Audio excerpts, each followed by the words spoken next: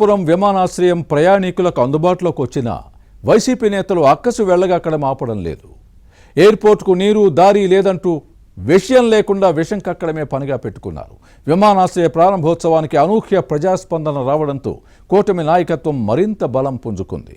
ముఖ్యమంత్రి చంద్రబాబు మాటలన్నీ చేతల్లోనే ఉంటాయని ఎన్డీఏ రుజువు చూపిస్తోంది. దీంతో ఫ్యాన్ పార్టీ నేతలకు ఇది కడుపు మంటగా మారడంతో కుళ్ళు రాజకీయాలు చేస్తున్నారనే విమర్శలు ఉన్నాయి. భోగాపురం విమానాశ్రయంపై వైసీపీ కూటమి నేతల మధ్య సాగుతోన్న మాటల యుద్ధంపై ఇన్సైడ్ స్టోరీ.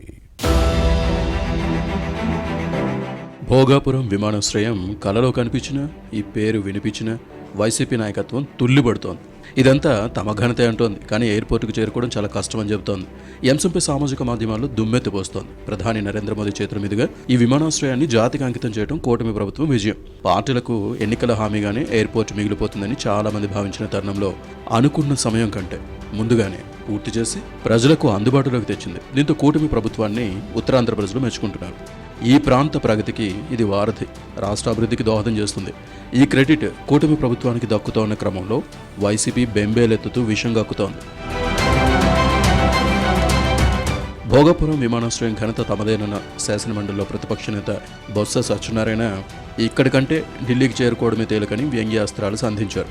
అలానే విమానాశ్రయానికి నీరు దారి లేదంటూ అక్కసు వెలగక్కడం వైసీపీ నేతల గుండెల్లో గూడు కట్టుకున్న అభద్రతా భావానికి నిదర్శనం. కుళ్ళు బుద్ధితో ఎయిర్పోర్టుకు వ్యతిరేకంగా కుట్రలు చేసిన ఫ్యాన్ గుర్తు పార్టీ నేతలు వచ్చే ఎన్నికల్లో తమకు పుట్టగతులు ఉండవేమోనని టెన్షన్ పడుతున్నారు. ఈ క్రమంలోనే ఏం చేయాలో దిక్కుతోచక, విషయం లేకపోయినా కూటమి ప్రభుత్వంపై విషం చిమ్మడమే పనిగా పెట్టుకున్నారు. మరోవైపు వైసీపీ నేతల విమర్శలకు కూటమి స్ట్రాంగ్ కౌంటర్ ఇచ్చింది. విమానం ఎక్కేందుకు భోగాపురం వచ్చినప్పుడు నీరు దారి అన్నీ కనిపిస్తాయని బదులిచ్చింది. భోగాపురం ఎయిర్పోర్టుపై ఫ్యాన్ గుర్తు పార్టీ నేతల ఏడుపుగొట్టు రాజకీయాలు చూసి జనం నవ్వుకుంటున్నారు. ఆయన నలుగురు నవ్విపోదురుగాక నాకేటి సిగ్గు అన్నట్టుగా ఉంది వైసీపీ నేతల తీరు. ఈ నెల 16 అర్ధరాత్రి నుంచి విశాఖ ప్రస్తుత విమానాశ్రయం మూతపడడంతో ఇక్కడి యువతకు పెళ్లి జరగడం కష్టమైన ఫ్యాన్ పార్టీ నేతల వ్యాఖ్యలపై జనం ఉమ్ముతున్నారు. విశాఖలో విమానాశ్రయం లేకపోవడంతో తమ మగపిల్లలకు ఇక ఎవరూ ఆడపిల్లలను ఇవ్వరన్న మాజీ ఎమ్మెల్యే వాసుపల్లి గణేష్ మాటలు వైసీపీ నేతల నరనరానా జీర్ణించుకున్న అసహనానికి నిదర్శనంగా నిలుస్తున్నాయి.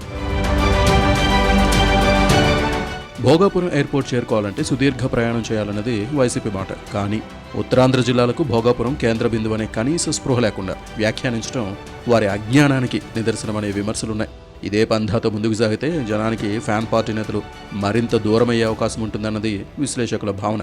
కొత్త విమానాశ్రయం నుంచి ఈ నెల 15 నుంచి రాకపోకలు ప్రారంభం కావడంతో వైసీపీ నేతలకు కంటి మీద కునుకు లేకుండా పోయిందని కూటమి నేతలు కొల్లబడుస్తున్నారు. నిర్మించే చరిత్ర కూటమిది, కూల్చివేతల ఘనత వైసీపీదని బదులిస్తున్నారు. విధ్వంసం వైసీపీదైతే వికాసం ఎన్డీఏదే. భోగాపురం విమానాశ్రయంపై విషం చిమ్ముతున్న వైసీపీ నేతల నైజాన్ని తెలుసుకోలేనంత అమాయకత్వంలో ప్రజలు లేరు.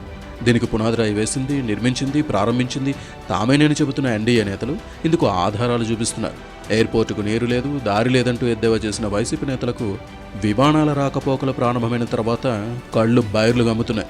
ఈ ప్రాంతంలో ఏర్పాటవుతున్న పరిశ్రమలు పనిచేయడం ప్రారంభిస్తే ఫ్యాన్ పార్టీ నేతల నాడి పడిపోతుందో, బీపీ పెరుగుతుందోనని ప్రజలు సెటైర్లు వేస్తున్నారు. విమానాశ్రయం ప్రయాణికులకు అందుబాటులోకి రావడంతో ఇప్పుడైనా వైసీపీ నేతలు తమ ధోరణి మార్చుకుంటారో లేదో చూడాలి.